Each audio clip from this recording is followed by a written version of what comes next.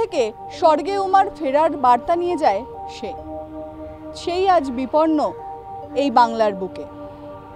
হারিয়ে যাচ্ছে নীলকণ্ঠ পাখি। IUCN এর রিপোর্ট অনুযায়ী 2025-এ তার সংখ্যা ধীরে ধীরে কমছে। ভারত সহ পার্শ্ববর্তী দেশগুলো থেকে হারিয়ে যাচ্ছে এই নীলকণ্ঠ পাখি। পোশাকি নাম ইন্ডিয়ান রোলার, আদর করে ডাকা হয় নীলকণ্ঠ পাখি। দুর্গাপূজার সঙ্গে এই পাখি অঙ্গাঙ্গিভাবে জড়িয়ে। বাংলার আকাশে উড়ে বেড়াতো এই রঙিন ডানাওয়ালা পাখি, কিন্তু এখন সেই দৃশ্য প্রায় অতীত। পরিবেশবিদদের মতে দ্রুত হারিয়ে যাচ্ছে নীলকণ্ঠ। বাংলা সংস্কৃতিতে নীলকণ্ঠের সঙ্গে জড়িয়ে আছে গভীর বিশ্বাস। দুর্গাপুজোর সপ্তমীতে নীলকণ্ঠ দেখা মানে শুভ, কিন্তু এই বিশ্বাসই আজ তাদের সর্বনাশের অন্যতম কারণ।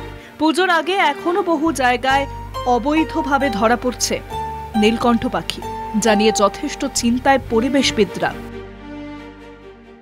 গ্রামের দিকে জেনারেলি মানে সব থেকে এখন যে নেগলেক্টেড হ্যাবিটেট আমরা যেটাকে বলি, মানে যেটা গ্রাসল্যান্ড, মানে ঘাস জমি বা যে সমস্ত পরিত্যক্ত জমিগুলো ছিল একটা সময়, মাঠের পর মাঠ, একটা রেল লাইনের পাশে তার বা হালকা বন জঙ্গল যেগুলো আশপাশে ওরা বাসা করতো, স্পেশালি তাল, খেজুর, নারকেল গাছ, এইসবের মধ্যে কোটরে ওরা বাসা করে, সেই সব গাছগুলো আস্তে আস্তে সব কাটা পড়ছে এবং একই সাথে হ্যাবিটেটগুলোর ওপর বিভিন্নভাবে নষ্ট হচ্ছে। আমরা যদি ওদের হ্যাবিটেট রেস্টোর করতে পারি, মানে কিছু কিছু জায়গায় যেই পকেটগুলোতে ওরা থাকতে স্বচ্ছন্দ বোধ করে, হ্যাঁ, সেই মানে এখনও আর্টিফিশিয়াল প্রজননের ক্ষেত্রে মনে হয় না, আমার যেটা ধারণা যে এখনও সেই পর্যায়ে পৌঁছেছে, যেরকম আমরা ধনেশ পাখি বা হর্নবিলের ক্ষেত্রে দেখতে পাই। সেখানে চেষ্টা করা হচ্ছে, এখনও সাকসেসফুল কোনো স্টোরি পাওয়া যায়। বন দপ্তর ইতিমধ্যে অভিযান শুরু করেছে অবৈধ পাখি ব্যবসা রুখতে। পাশাপাশি চলছে সচেতনতা অভিযান। পরিবেশবিদদের পরামর্শ, নীলকণ্ঠ দেখা মানে শুভ এই ধারণা টিকিয়ে রাখুন, কিন্তু পাখিটিকে খাঁচায় বন্দি করে নয়, প্রকৃতির মুক্ত আকাশে উড়তে দিন। নীলকণ্ঠ হারিয়ে গেলে শুধু এক পাখি নয়, হারাবে আমাদের সংস্কৃতির এক অংশ।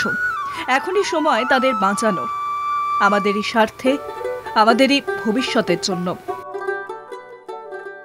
বন দপ্তরের একটা খুব গুরুত্বপূর্ণ কাজ যে এই ধরনের যারা যেই সব স্পেসিস আছে, বিশেষ করে নীলকণ্ঠ পাখি তো আমাদের এখানে ধরাটাই বেআইনি, আমরা সবাই জানি।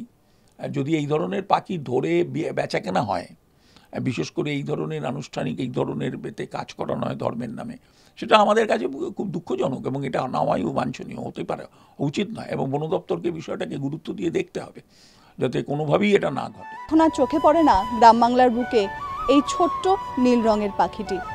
এরা যদি সত্যি হারিয়ে যায়, তবে কে পৌঁছাবে খবর কৈলাসে? কে দেবে দেবাদিদেবকে উমার ফেরার বার্তা?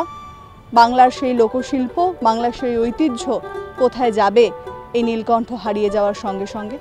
ক্যামেরায় সুবীর দাসের সঙ্গে শাশ্বতী রায়, কলকাতা টিভি।